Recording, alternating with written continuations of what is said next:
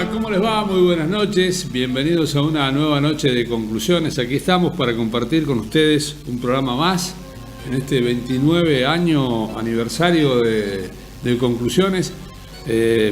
Y bueno, por supuesto con los protagonistas de la historia de cada día. Y uno de los protagonistas de la historia de cada día de los argentinos es nuestra realidad social, económica, cultural, etc. Por estos días, la diputada o senadora Amalia Granata, senadora me parece que es, lanzó la propuesta de volver a la colimba, al servicio militar obligatorio. Y eso generó un debate, increíblemente. Esta Argentina es tan absurda que todo genera debate, ¿no? Todo genera una amplia grieta de opiniones y de genialidades que cada uno desde la prensa, desde la política va proponiendo. Y la verdad, a mí me preocupa cada día más esta actitud que estamos teniendo los argentinos de tener de todo lo que se diga un debate. Primero, a ver, sin desmerecerla a la señora Granata, que no la conozco, ni nunca le hice una entrevista, ni sé por qué razón es senadora, más allá de que se dedicó a militar en política. Seguramente, con toda seguridad, cuando la colimba se abolió en la Argentina, Amalia Granata tendría muy pocos años y además de eso era mujer. O sea, poco debe entender de lo que está volviendo a proponer y de qué les significó a la Argentina el servicio militar obligatorio y por qué estuvo durante tantos años, creo que casi 70, y por qué finalmente se decidió abolirlo y dejar sin efecto ese sistema, que tenía sus cosas espantosas y tenía algunas cosas que podrían rescatarse para las épocas diferentes en las que se instauró, como por ejemplo la alfabetización. Argentina tenía una gran cantidad de ciudadanos que no tenían acceso a la escolaridad por aquellos años, estamos hablando de principios del siglo pasado, y esto servía de alguna manera para integrar a esos ciudadanos, para incluirlos, como se usa la palabra hoy, además de usarlos como para el objetivo para el cual fue creada el servicio militar obligatorio, fue para usar personas gratuitamente durante 70 años. ¿Usarlos para qué? Bueno, para cuidar el país de alguna manera, porque empuñaban un arma en nombre de la patria, y fundamentalmente para cuidar que la oligarquía militar tuviera esclavos gratuitos a los que usaba para correr, limpiar y barrer. Eso es la palabra colimba, significa eso: corre, limpia y barre. Y fundamentalmente eso era lo que hacíamos los que hicimos la colimba. Después, por supuesto, los tiempos hicieron que esos pibitos de 20 años primero y de 18 después sirvieran para atender un equipo de radio, para trabajar de bomberos, para, qué sé yo, para hacer de plomeros, de gasistas en los cuarteles, para cumplir con las tareas que los militares no querían pagar, que les venía fenomenal tener a esa tropa todos los años de gente.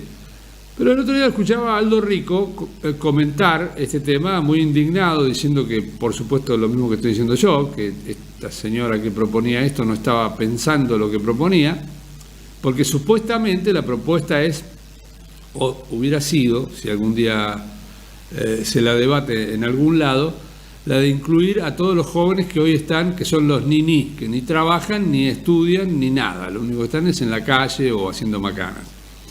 Bueno, lo que no tomó el número, son aproximadamente 3 millones de personas, esos jóvenes, porque se incluye hombres y mujeres en su propuesta. Y Aldo Rico decía, nunca las Fuerzas Armadas tuvieron más de 100.000 efectivos en la historia del país, en todo el país, incluidos los colimbas. ¿Dónde va a meter 3 millones de personas para, entre comillas, educarlas o formarlas o enseñarles valores? A ver, ¿de quién se los va a enseñar los valores? ¿Quién se los va a enseñar? ¿Los valores cuáles son los que le tiene que enseñar a esos jóvenes? ¿Lo tiene definido esta sociedad? ¿Cuáles son los valores que le queremos enseñar? Y la peor de las preguntas es, ¿por qué no se los enseña a la familia los valores? Porque supuestamente estamos en una sociedad donde La familia es el núcleo contenedor, la primera célula, la que tiene que enseñar los valores. Bueno, todo eso se ha perdido. En gran medida, no en todos lados, pero en gran medida se ha perdido. O está diluido, o está falseado. Entonces los valores dependen de tus necesidades, dependen de tus situaciones personales. Y en un país donde vemos que los que nos tienen que demostrar con el ejemplo los valores son los últimos en asumirlos y en llevarlos adelante, es muy difícil pedirle a un cabo del ejército o a un alférez de la Fuerza Aérea o a un guardiamarina de la Marina que le enseñe a tu hijo cómo respetar. Porque lo va a tener que hacer con violencia, con miedo y con presión, como lo hacían con nosotros cuando hicimos la colimba, ¿no? Es decir, nos tenían cagando, hablando mal y pronto, todo el tiempo, las 24 horas y a la noche también, como diría Herminio. Esa era la educación que tenías en la colimba. Yo hice la colimba 14 meses, 2 más que lo que lo hacían la mayoría, en Río Gallegos, en la Fuerza Aérea. Y me tuvieron los 14 meses cortito mal, siempre presionado. Para nada, no aprendí nada, no me sirvió de nada, no me llevé ningún recuerdo. No me acuerdo casi ni los nombres de mis compañeros, excepto algunos, porque fue el peor año de mi vida y supongo que a millones de argentinos les pasó lo mismo. Entonces, volver a eso es la solución al desastre que tiene la Argentina. No, la solución al desastre que tiene la Argentina es la educación. Y la educación se puede dar si las condiciones socioeconómicas están dadas. No le podés hablar de educación a una persona que no tiene para comer, a un padre que no puede darle la comida a sus hijos, una madre que no puede atender su vida, no puede educar, no tiene tiempo, no tiene ganas, está desesperado, desesperada, está pensando en cómo va a hacer para pagar la luz. Y a una sociedad en la que todos los días les cambiás el valor de las cosas, la estás sumiendo en el más profundo de los desastres, moral, intelectual, humano, social, económico, y eso es lo que está ocurriendo. Pero mientras tanto, nuestros dirigentes políticos están discutiendo quién tiene el poder. Ahí lo tenemos a uno de los más encumbrados dirigentes de la Cámpora, el señor Larroque, que salió a decir: el poder es nuestro, el gobierno es nuestro. Y si es de ustedes, ¿por qué le echan la culpa a Alberto Fernández de lo que pasa? Si el gobierno es de ustedes, si ustedes tienen la aduana, el ANSES, el PAMI, todas las cajas importantes, aerolíneas, todo donde se recauda lo tienen ustedes, ¿por qué no solucionan ustedes los problemas? ¿Por culpa del ministro de Economía? ¿O por culpa de que son unos sinvergüenzas y descarados que les importa muy poco lo que le pasa al país y a la gente y están peleándose para ver cómo llegan el año que viene, el 2023, a las elecciones? El único objetivo, la única cuestión que los carcome a nuestros dirigentes, y estoy hablando de todos, los de la oposición política están haciendo exactamente lo mismo que la Cámpora con el gobierno, ¿no? Es más, la oposición está tranquila, sentada en un sillón, discutiendo entre ellos quién va a ser, porque saben que los peronistas no se pueden poner de acuerdo con los kirchneristas, no se pueden poner de acuerdo. Entonces, todos estos miserables son los que nos gobiernan, que además tienen sus vidas salvadas, que ganan fortunas mensualmente, que además tienen muchas prebendas, gastos de representación, viajan por el mundo, andan por todos lados. 5 minutos te das vuelta y se fueron a un congreso en Holanda, a un congreso en Centroamérica. Están todo el tiempo paseando con nuestra guita, por supuesto, con la que aportamos todos nosotros. Ahora nos hablan de distintas medidas, como por ejemplo van a subir los servicios, ¿no? Van a subir el gas y la luz. Léelo porque es interesante, está en todos los diarios. Es interesante porque vos creés que a vos no te lo van a subir, se lo van a subir a los ricos. No, te lo van a subir a vos. Los ricos son muy poquitos. Los ricos serán 1 millón de tipos en la Argentina. Y les importa nada que les suban los impuestos. Te lo van a subir a vos. ¿Y sabés cuál va a ser la excusa? ¿Y qué tenés? ¿Cuánto facturás? ¿Dónde vivís? Si pasaste por ahí o no pasaste por ahí, si te vacunaste o no te vacunaste. Van a buscar cualquier excusa para subirte el 40, el 50, el 60% del gas y la luz, que ya va a venir, el mes que viene creo que empieza. Y a eso sumale el cotidiano esfuerzo que haces para tratar de llegar cada mes con la escasa guita que podés ganar en una economía en la que todo se dispara cotidianamente. Se dispara porque el gobierno hace las cosas mal, porque la dirigencia gasta demasiado, pero también porque hay una alta especulación por parte de empresarios, comerciantes, intermediarios y demás, que hace imposible pensar por qué o entender por qué corno una cosa vale tanto de un día para el otro. Hoy hablaba esta mañana de un par de zapatillas, vale como un alquiler de un monoambiente en la capital federal. Y vos decís, pero estamos todos locos. ¿Un par de zapatillas en un alquiler de monoambiente? O un kilo, o 10 clavos valen lo mismo que un litro de cualquier pintura. Es una locura, es una locura. Pero bueno, en esa locura nos están sumergiendo porque a ellos les escapa. O sea, los dirigentes de este país están salvados. Y la clase dirigencial de este país no es solamente los diputados, los ministros y el presidente. Es todo el espectro del gobierno, el Estado, no el gobierno, del Estado, de las organizaciones, de los organismos, de los ministerios, de los bancos, de todo lo que el Estado abarca, que es muchísimo. Son más de 25 millones de personas que viven de la teta del Estado argentino. Y somos apenas 4, 5 o 10 millones, porque los demás están desocupados y no tienen laburo, los que aportamos todos los días con nuestro esfuerzo, los que abrimos la persiana a nuestro riesgo, los que nos levantamos cada mañana a riesgo nuestro. Ellos no. El que no está metido en el Estado, está metido en las empresas subsidiarias del Estado. Y por supuesto todos ganan muy buenos sueldos y se activa inmediatamente la autodefensa de ese sector de la Argentina. Por eso es la grieta. La grieta no es ideológica. ¿O ustedes se creen que algunos de los que están hablando de la grieta ideológica son realmente progresistas o comunistas o no sé, o trotskistas o lo que carajo les llames? Mentira. Donde agarran una moneda se convierten en capitalistas igual que vos y que yo, a los 2 minutos.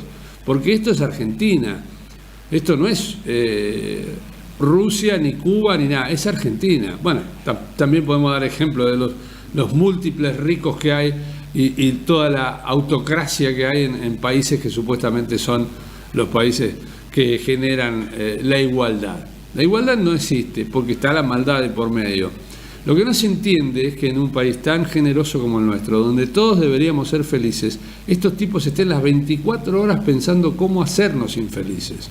Porque no solo son las medidas que toman mal o las que no toman, sino la actitud cotidiana. Vos ves cualquier noticiero y están ahí despotricando, echando nafta al fuego, intentando pelear con todo el mundo, poniendo en riesgo la gobernabilidad de este pobre tipo que está de presidente, que es indudablemente un pobre tipo, que no puede hacer nada más que escuchar cómo lo critican, cómo lo basurean, cómo lo llenan de comentarios soeces en torno a su presencia. A ver, tenés un poco de memoria, sos un tipo más o menos grande, ¿te acordás de la Rúa?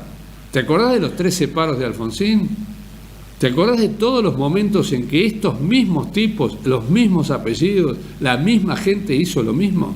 Bueno, están haciendo eso. Están tratando de desestabilizar el gobierno para que se caiga a pedazos y poder decir, viste, yo te lo dije. Pero lo que se olvidaron en esta oportunidad, me parece, es que todos los argentinos estamos bien conscientes de que este gobierno no es de Alberto Fernández, es de la señora Cristina Fernández de Kirchner y todo su entorno. Ella fue la que se paró un día frente a las cámaras y dijo, mi candidato es Alberto Fernández, su archienemigo dentro del movimiento político del peronismo. Un tipo que había dicho cualquier cosa de ella. Sonaba raro, ¿te acordás o no? ¿O te olvidaste ya? Sonaba rarísimo, sin embargo lo hicieron. Ellos lo hicieron.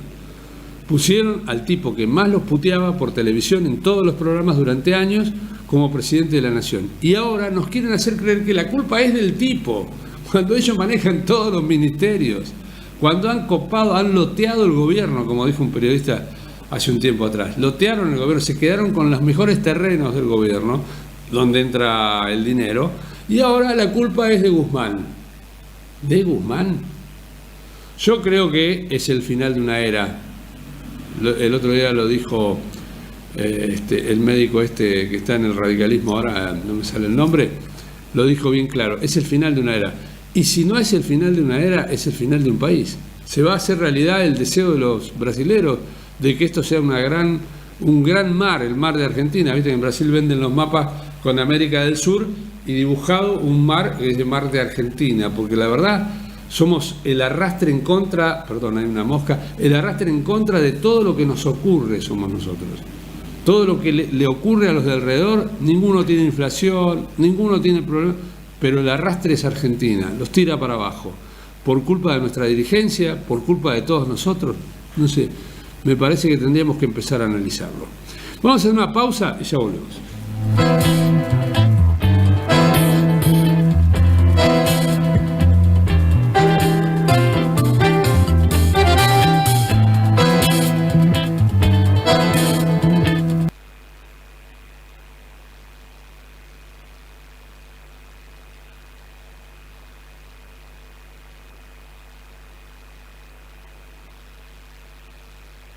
Cuida el agua. Siempre cuida el agua de red que usás para beber, cocinar y aseo personal. Rega entre las 0 y las 6 de la mañana, cuando la temperatura baja, así se reduce la evaporación. Usa balde para lavar el auto o limpiar la vereda. Si tenés pileta, incorpora pequeños cuidados para mantenerla limpia. Duchate o lavate los pies antes de ingresar. Usa limpiafondos sin importar el tamaño de tu pileta. Si usas juguetes inflables, antes de ingresarlos, límpialos con agua y unas gotitas de lavandina.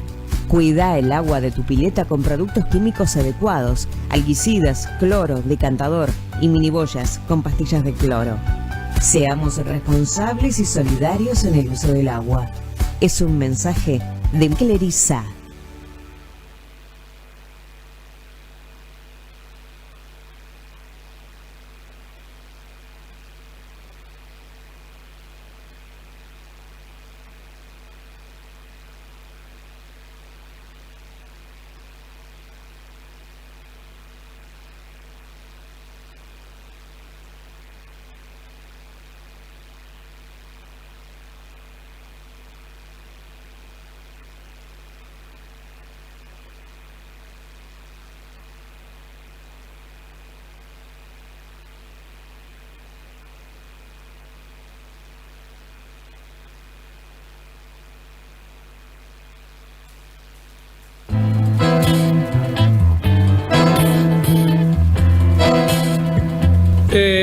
En la noche de hoy, como les había prometido, vamos haciendo un programa conversando como anoche con el doctor Lancilota, el último miércoles con el doctor Lancilota, y otro programa hablando con algunos de nuestros vecinos sobre historias de nuestro pueblo, sobre distintas actividades y vivencias que me parecen valiosas y que quedan o quedarán, si Dios quiere, como testimonio para la historia de Carué.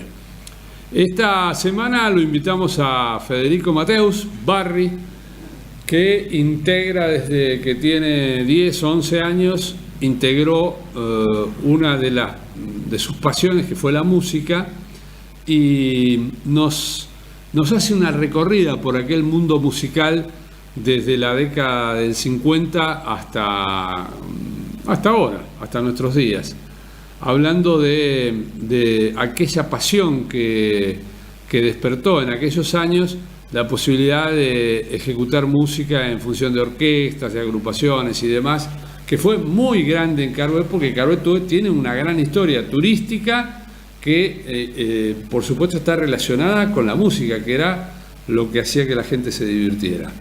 Yo creo que es una de las notas más lindas de hacer porque tiene mucho color y además Barry es un tipo muy memorioso y ama toda su historia. Así que primero agradecerle, él es, como todos ustedes saben, mi cuñado, pero más que nada mi hermano, y yo sé que lo hicimos los dos con el mismo amor que tenemos por esta historia. Así que esta es la nota con Barry Mateus de nuestra historia musical.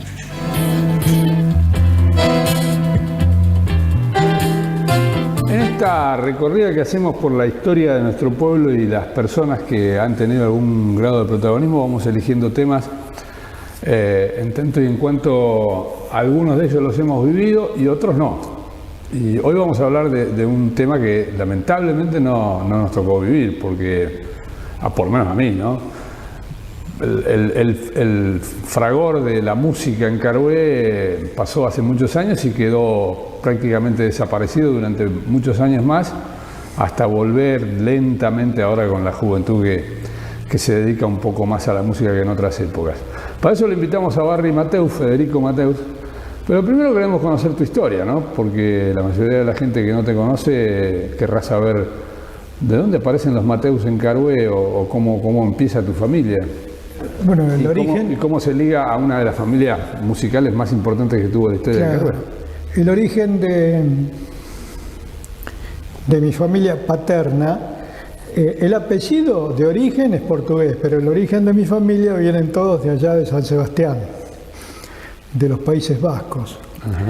Y como buenos vascos que eran, en aquellos ¿Esos quiénes años, son los que vienen de los Eugui o los Mateus? Eugui también eran vascos. Pero vos sos descendiente también de los Eugui. Eugui por parte de mi abuela. Claro.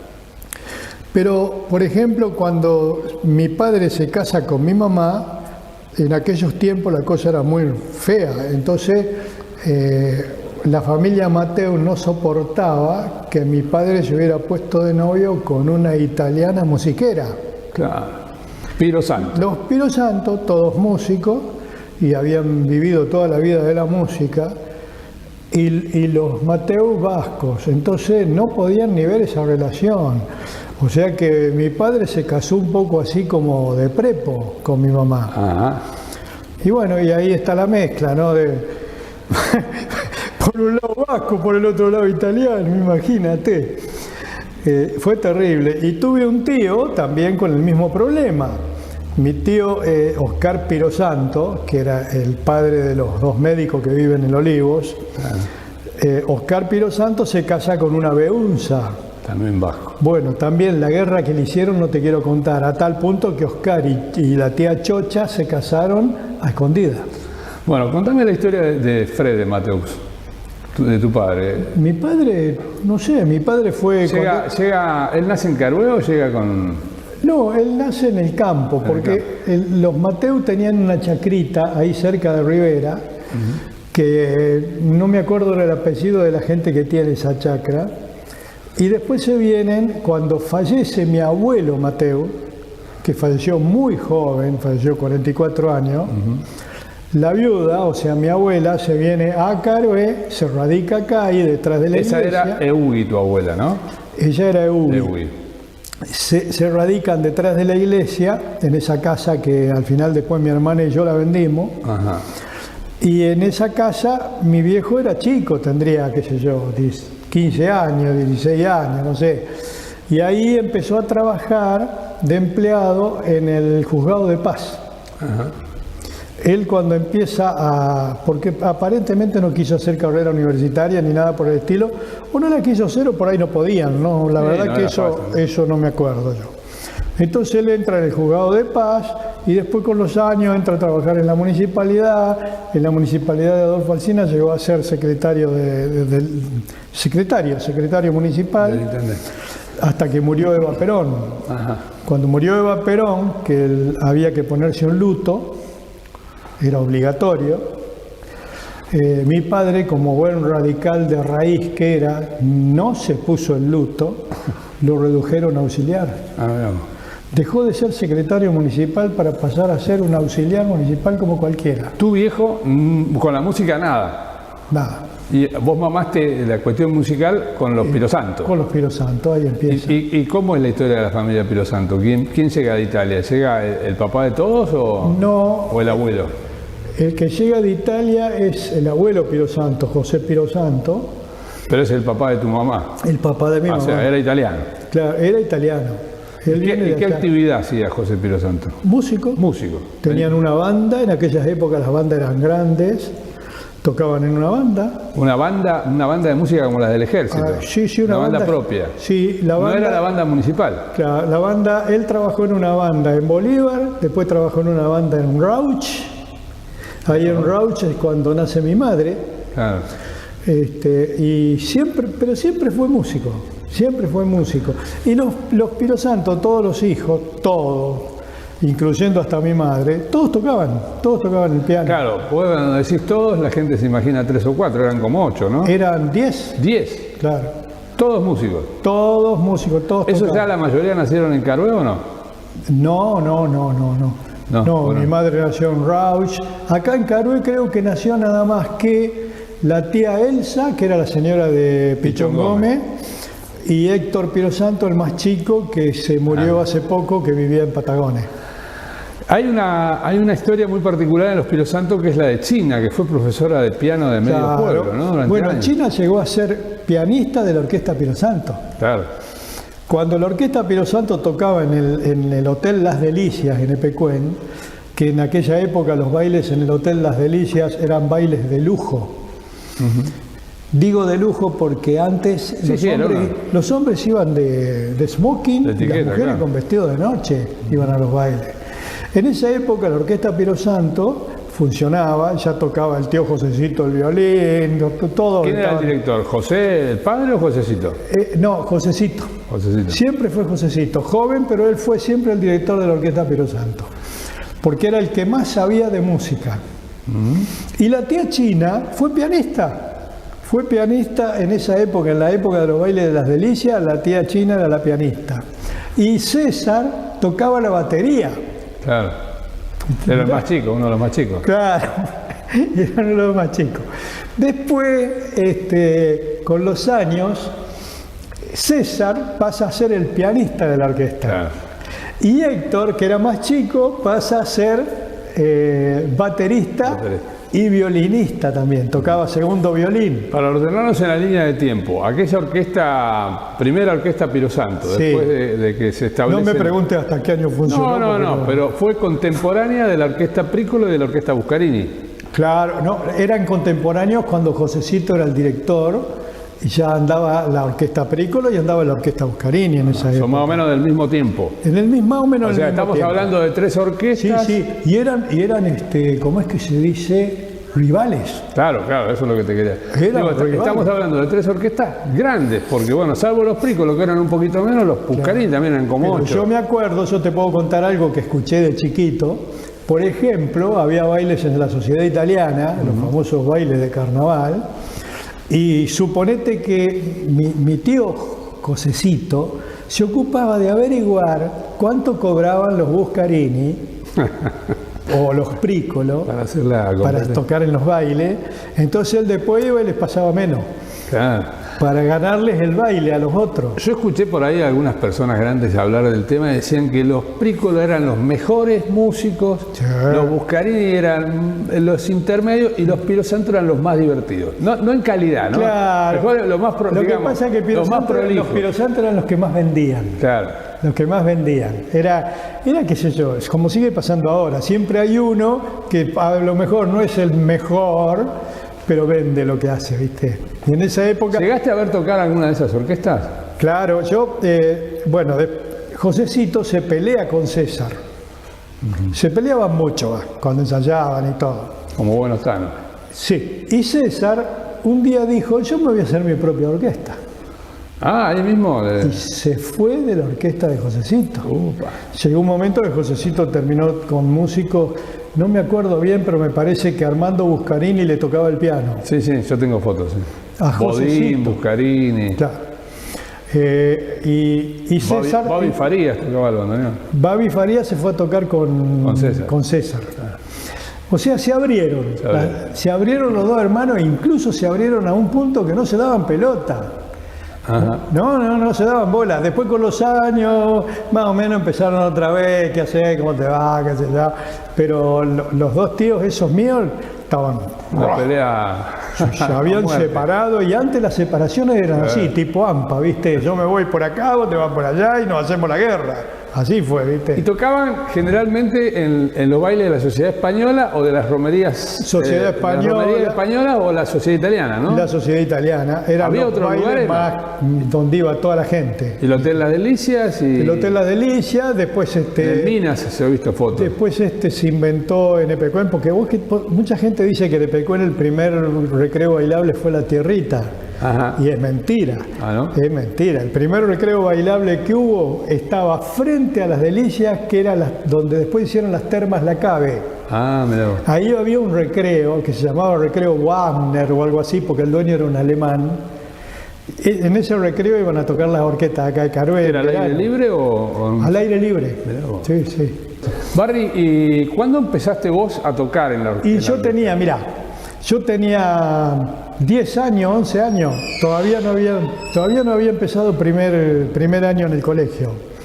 Y ya mi tío César me llevaba a los bailes, me llevaba porque yo iba y tocaba las maracas. Ahora el de las maracas. Yo tocaba las maracas para que mi tío me llevara a los bailes. Mirá la edad que tenía, era un nene. Bueno. Con César, no con Josecito. Con César. Después, César, cuando yo me hago un poquito más grande, ya empieza Resnick, que era violinista y baterista. Resnick me enseñó mis primeras lecciones de batería. Ajá. Y yo me convertí en baterista, porque Resnick estaba podrido, tocaba el violín y tocaba la batería. Ah. Entonces decía, bueno, cuando toca la jazz yo descanso, dijo Resnick, y le voy a enseñar al pibe este que toca, así toca él. Así que yo ascendí a baterista. ¿Y qué edad más o menos ahí? ¿Qué edad? Y ahí iría a lo mejor a primer año. 12 años. 13, 14. Sí. 12 años más o menos. ¿Y te dejaban ir a tocar a los bailes? ¿No era una cosa media? Sí, mi mamá se enojaba, pero como era mi tío, como era el hermano, no decía nada. Y yo me iba a los bailes con el tío César. Una garantía. Una garantía. Bueno, eso es una historia aparte. No, esa no la vamos a ver. Después, cuando cumplo 14, más o menos 13 o 14 años de edad, descubro que, bueno, yo aprendía a tocar el piano con una profesora que era hija de un gerente del Banco de la Nación Argentina. Ajá. Porque yo no podía aprender el piano con la tía china, porque no le daba bola. Claro. Entonces mi madre me manda a aprender el piano con la chica esta, que era la hija del gerente del Banco Nación, y ahí empecé a aprender el piano. Empecé a aprender primer año y segundo año de piano. Llegué a cumplir el segundo año. Pero ¿qué pasa? Cuando terminé el segundo año de piano, descubrí que podía sacar fostritos en el piano. De oído. Dije, no le di más bola a los estudios, no estudié más. Y esa es la cagada más grande que me mandé en mi vida. Sí, claro, como todo. Porque descubro que puedo tocar y no estudié más. Y ahí hice la macana. Así que bueno, te sigo contando. Tipo 14 años, mi tío César, ¿qué hace? Empieza a descansar él también. Él tocaba los tangos y yo le tocaba la jazz. Así que muchos años anduve con la orquesta Piro Santos, yo tocando el piano. Hubo un lugar que tiene mucho que ver, para mí recuerdo, con los Piro Santos, pero que en realidad no fue fundado por ellos, pero sí estuvieron muchos años, que fue el Recreo Lido. El Recreo Lido. El Recreo, contame la historia que te acuerdas del Recreo. Sí. ¿De quién era originalmente ese Recreo? El Recreo Lido, porque antes había sido una tienda esa esquina. No. Siempre fue una confitería, se llamaba la confitería, era de un tal Changalini, y Changalini se la vendió a Blasco, Manolo Blasco le compró hasta el edificio en aquel momento, a Changalini. Ya estás hablando de los 60 ahí. No, antes. ¿Antes? Antes, sí. Blasco se hace cargo de la confitería y Joaquina Blasco, la mujer de Manolo, que fue la verdadera constructora del Recreo El Lido. Porque, a ver, la confitería era la esquina y el recreo era atrás. Atrás había un terreno. Un terreno. Y Joaquina hace el Recreo El Lido. Lo hizo Joaquina, no lo hizo Manolo. Claro, un baile al aire libre. Sí. Recreo bailable al aire libre, con sus columnas, las luces, todo, la pista de baile embaldosada, el palquito para la orquesta.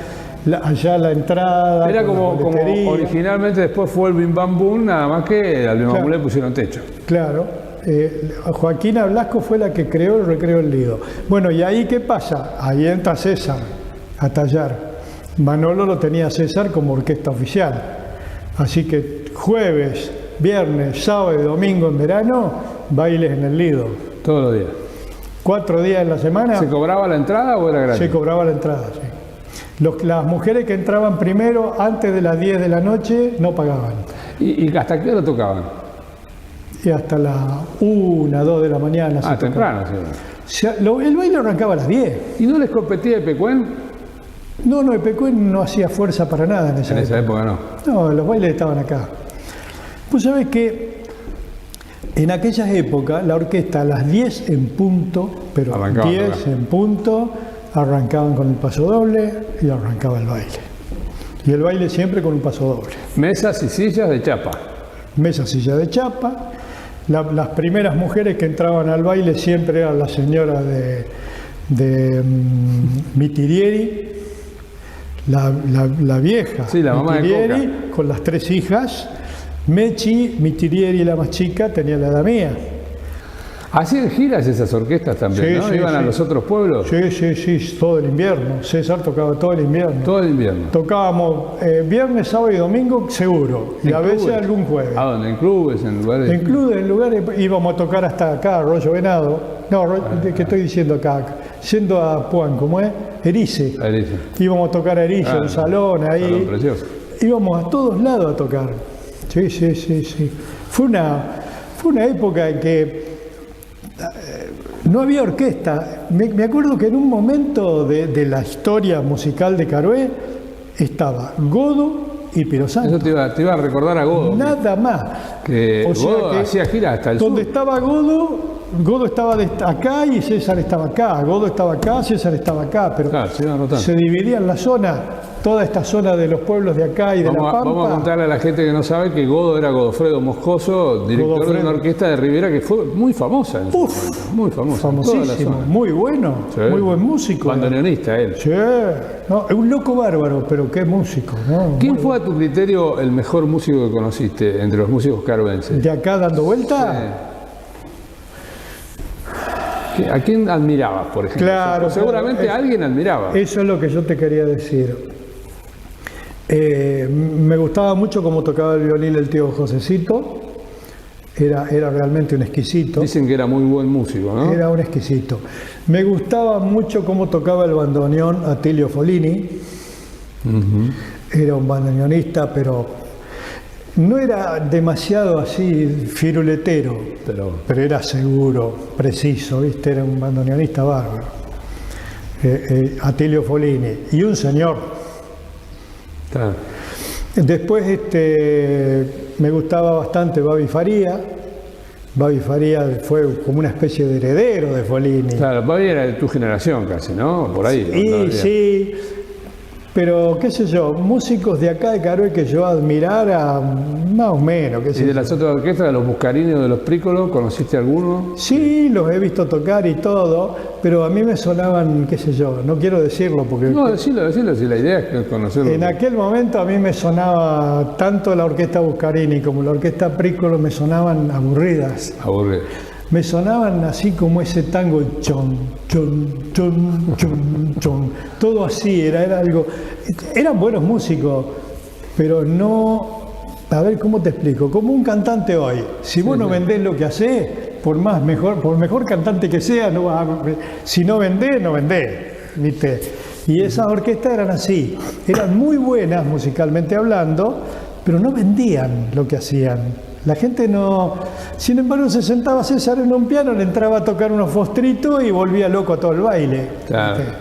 Era otro mundo en aquella época. Y César le daba al piano, ¿no? Lo aporreaba.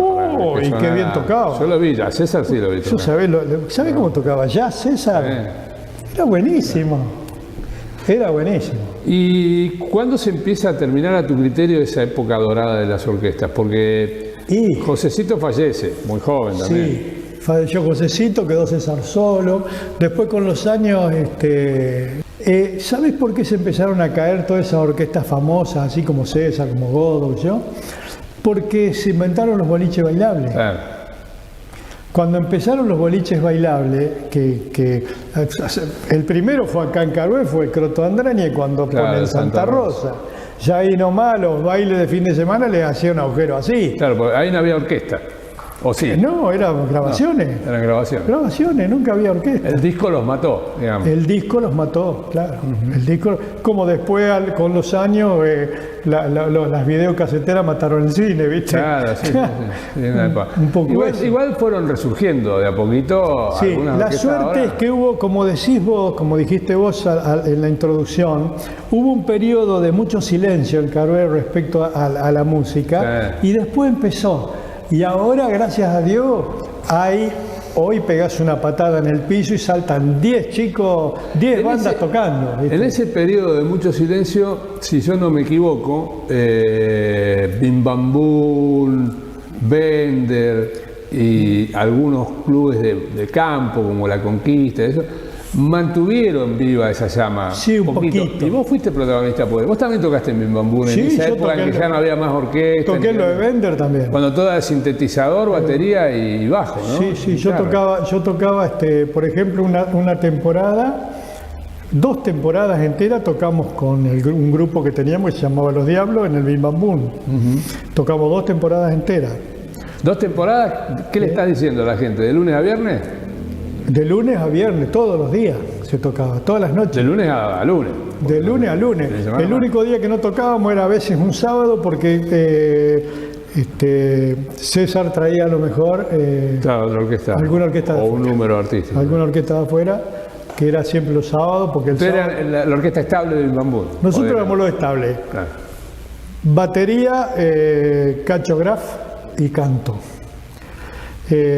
Bajo, el Ruso Marini. Guitarra, Tapita, Baigorria, y yo tocaba el teclado. Ese grupo, nosotros... Yo me acuerdo de eso. Tocamos 2 temporadas enteras en el Bim Bam Boom. Lo pasamos lindo en esa época, lo pasábamos lindo. Éramos un grupo lindo. El Ruso Marini no sabía el aparato que era. Era como era un laburo como un laburo de bancario, porque era toda la noche, ¿de qué hora hasta qué hora? Ahí porque el horario ahí ya era más largo. Todos los días hasta las 2 de la mañana. A las 2 de la mañana. Y los sábados hasta las 4 era. ¿En qué momento el Bim Bam Boom, que originalmente fue de Almarza, ¿no? ¿O no? Originalmente fue de Almarza. Almarza lo crea, Enrique Almarza. Enrique Almarza. Y después lo compra César. Lo compró César. César Pirosanto. ¿En qué momento lo compró? César con un sobrino lo compró. A medias con un sobrino de Coronel Suárez. Un Frers. Frers, claro. Sí. Los hijos de Otto. Bueno, ¿qué pasa ahí? La sociedad. Difícil fue. ¿Viste ese dicho que las medias son para los pies? Bueno, la sociedad se empezó a romper porque César decía que el sobrino lo estaba estafando. Y el sobrino decía que César lo estaba estafando, así que imagínate lo que pasó. Llegó un momento que César le puso un montón de dinero y el otro desapareció y se quedó César solo. ¿Y muchos años tuvo César el Bim Bam Boom? Yo creo que los mejores, ¿no? Bueno, los mejores, como dueño, los más recordados. Sí, cuando llegó un momento en que los bailes empezaron a aflojar porque los boliches empezaron a comer a los bailes, ahí es cuando César le vende a los break. Claro. Y todos le decíamos, cuidado con lo que vas a hacer, no hagas macana. Y sí, se mató la macana de su vida. No fue su culpa. Porque le vendió a los Bray y los Bray se cansaron de ganar guita con bueno, pero lo agarró la hiperinflación, ahí el Rodrigazo. ¿No? Encima la pegaron, la recontra pegaron, Bray y Alonso. Sí, esa ya es mi época. Sí. Y, digamos, pasado el furor de los años dorados, vamos a poner que los años dorados duraron hasta los 50, el 60, y después ya empezó la cosa más 60 estandarizada. 60 y moneda, claro. Ajá. O sea, la cosa empezó a ser más estandarizada, más comercial, digamos, ¿no? Tanto la música como los intérpretes también. Sí. Ya ahí no había más giras ni nada. Nada. Por ahí lo veíamos de vez en cuando, alguna vez llegar acá al boliche de Tavi Gersi, venía a tocar Godo. Godo sí, bueno, venía a tocar a Radio Carol los jueves. Sí, también. Cerca del Banco Provincia, ahí. Claro, los jueves de tango en Triste. Tavi, claro, Triste, bueno, sí. Solía venir Godo ahí. Sí, yo estuve. Pero fueron los últimos manotazos de las orquestas de la zona, ¿no? Claro, porque eran orquestas muy grandes en relación de lo que hay ahora, que son generalmente 4 o 5 personas, eran 7, 8, 9. Sí. Más todo. Mi mamá me contaba que los Buscarini, por ejemplo, llevaban un piano atado atrás en un colectivo. Ustedes también, ¿no? Sí. Llevaban un piano de estos pianos que pesan como una casa. En una camioneta Dodge 6 cilindros que andaba con querosene, en esa camioneta modelo 30, claro. Ahí llevábamos el piano. Vos no sabés lo que era, íbamos... Cargarlo y descargarlo, ¿no? Pero imagínate salir de acá de Carué a Guaminí, a Puan, a Darregueira, que todo, no había asfalto, eran todos calles de tierra. Imagínate que salíamos para Puan y se largaba a llover. Con esa camioneta y el piano atrás, que pesaba 300 kilos. Y tenían que llegar sí o sí, si no... Y se llegaba, despacito pero se llegaba. Claro. Nah. Y otra cosa, por ejemplo, los amplificadores. Siempre César tenía un amplificador eléctrico, que eran a lámparas, todos a lámparas, y un amplificador a batería. ¿Por qué? Porque en esas épocas vos ibas a tocar un baile, arrancaba el baile, y a las 11:30 de la noche se cortaba la luz. Y si se cortaba la luz, ¿qué hacía? El baile tenía que seguir. Amplificador de batería. Claro. Bocinas de chapa así gigantes. Con la luz cortada seguían tocando. Claro, ponían farolito y el baile seguía. Batería, amplificador a batería, micrófonos de esos de lata de antes y los parlantes eran bocinas de chapa. Sí. Bueno, con esos amplificadores cantaba Antonio Fontana. Antonio Fontana. Gran cantor de tango, Antonio también, ¿no? Cantor de tango. Bueno, yo te digo, Doni, hoy en día, Fontana cantando con el sonido que hay hoy, los mata a todos. Porque él cantaba con esa porquería y cantaba bien. Claro. Y cantaba, qué cantor que ¿Vos cantaste en alguna oportunidad también? No. Tengo fotos. Yo para joder, Tengo fotos en un escenario. No, era así la historia. Yo siempre cantaba un tango que se llamaba El Tapado de Armiño. Ajá. Y mi primo Raúl Pirosanto, un día en un baile de Rivera, me dice, ¿querés hacer algo por mí? Porque era el cumpleaños de Raúl. ¿Querés hacer algo por mí, hacerme un regalo de cumpleaños? Le digo, bueno, ¿qué querés que te regale? Subí al escenario y cantame El Tapado de Armiño. Ah, y ahí viene la foto. Sí, y ahí está la foto. Taba también era cantor de la orquesta de Taba César. Tuvo mucho tiempo con César. Julio del Sol. Muy bueno, Taba era muy divertido. Divertido, claro. Taba empezaba a armar el baile y el baile lo armaba. Te lo armaba en 10 minutos, ¿viste? Un espectáculo. Era otro personaje. El Negro Cafaso, otro cantor también. El Negro Cafaso tocaba jazz. Porque hay dos Cafasos. Está el Negro Cafaso, aquel cantor de tango tan famoso. Y después está el Mono Cafaso, que cantaba jazz. El Mono Cafaso cantó con César un año entero y el baterista de la orquesta durante ese año era Pedrito del Rie. Mirá vos. Pedro del Rie tocó la batería un año y el Mono Cafaso cantaba. En la orquesta de César Pirosanto. En la orquesta de César, sí. ¿Hubo alguna mujer cantante? Los Buscarini la tenían Aide. No, en una época... Que yo tenga registro, la única. Sí, pero muchos años atrás, cuando eran chicos, en Las Delicias llegó a cantar Pichón Gómez con Elsa. Ajá. Elsa cantaba con Pichón los dos. ¿Pichón también cantaba? Sí, Pichón cantaba muy bien. Para quienes no saben, Pichón Gómez, famoso pintor que hizo el monumento a Levalle, ¿no? Sí. Pintor y escultor. Sí, Pichón y Elsa cantaban a dúo. Ajá. Eso yo no lo llegué a ver, pero me contaron. Seguimos la línea de tiempo. Y después de Bim Bam Boom y de que se termina el Pecuén, otra vez se vuelve a producir un corte muy profundo en el silencio de la música que prácticamente no había. Me parece que yo fui un pionero porque lo traje a César con Cerini y el Negro del Cerro a la Sociedad Italiana. Y no al Cerini verdadero, sino al otro. Al hermano, más claro, joven, claro. Vos conociste el otro. Yo conocí al Cerini verdadero. Bueno, el mayor. Ese era un monstruo, el Cerini. Y de eso y poco más, no había casi prácticamente música, pero terminaste desembocando en la Mateus Band. Lograste de una familia de sordos como son los San Román heredar o 5 o 6, porque tenés nietos y bisnietos ya, con oído musical. ¿Cómo hiciste? Porque los San Román no tocábamos ni el timbre ninguno. Y eso se da. El señor estuvo casado por toda su vida con mi hermana y mis sobrinos son todos descendientes en parte Eso se da. ¿Sabes por qué te digo respecto al oído musical? Porque ninguno ¿se da somos, o se forma? Ninguno somos músicos, menos la única que es música es Marcela. Marcela, sí. Los demás no. Los demás ¿Pero somos se da el todos. oído o se forma? ¿Se nace o se forma? No, a mí me parece que se nace con ese don. Mira, ensayábamos en la casa de Marcela cuando nos juntábamos los Mateus para ensayar y era increíble. A veces cuando parábamos de tocar decíamos, qué notable, qué oído tenemos todos, que cuando uno le erra, ¿viste? Ese que le erró retoma, pero retoma así al toque, ¿viste? ¿Por qué? Porque ya nacés con esa vena, ¿viste?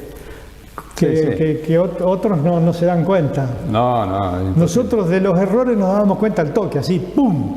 ¿No? Ahí una nota apareció en la guitarra que no era, ¿viste? Nos dábamos cuenta enseguida. ¿Tenés nietos músicos y tenés bisnietos que pintan para agarrar la música también o no? Sí. No sé. Por ahí será cuestión Vamos a ver. de seguirle remando. Si le tuvieras que decir a un pibe que nos esté escuchando cómo acercarse a la música o qué valor tiene acercarse a la música y cuánto le puede servir a una persona en el futuro la música, ¿qué le diría? Y servirle le puede servir en la medida que se haga músico, estudie. Porque hoy en día no hay carrera ni nada que vos llegues a ningún lado si no estudiás. Si no haces carrera, no llegas a ningún lado. Si quieren crecer, tienen que estudiar música. Pero si quieren hacer música por hacerla, porque les gusta, también lo que le puedo decir que la gratificación está en que vos, cuando te pones a hacer música, te olvidás del mundo. Vos estás haciendo música mala o buena, lo que sea, vos te concentrás en eso y te olvidás del mundo. Eso es lo que tiene lindo la música, que vos te olvidás del mundo. En ese momento sos lo que estás haciendo. ¿Qué fue la música para vos en tu vida? Lo más grande. Ni hablar. Yo viví toda la vida del banco, gracias a Dios pude entrar a trabajar al banco, le debo todo al banco, lo que tengo y lo que voy a seguir teniendo, pero en el fondo de mi corazón, yo hoy, ¿sabés qué sería? Un viejo vago tocando el piano por ahí. Y a los 40 y pico que tenés te dedicás a aprender el saxo, así que no me cabe ninguna duda. Ahora quiero aprender a tocar el saxo, bueno. Está bien, pero, ya lo tocás, no que lo querés aprender. Pero es así, la música es lo más lindo que hay. Lo más lindo que hay. Y a vos te debe pasar cuando te pones a cantar. ¿Qué te pasa cuando te pones a cantar? Me encanta, pero soy un sordo bárbaro. Bueno, pero te pones a cantar y ¿qué es? Sí.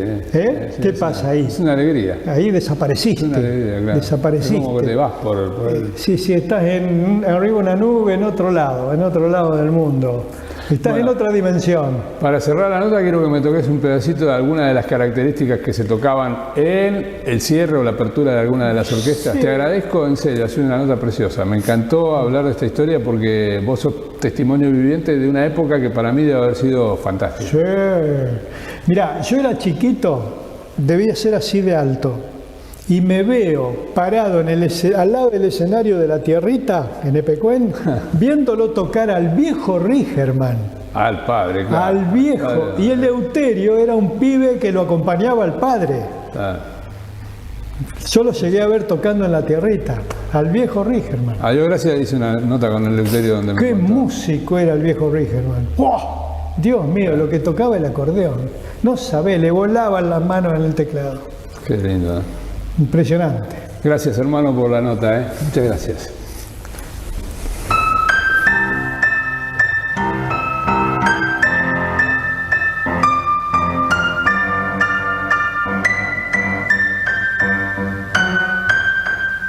No se puede tocar, está todo totalmente desafinado.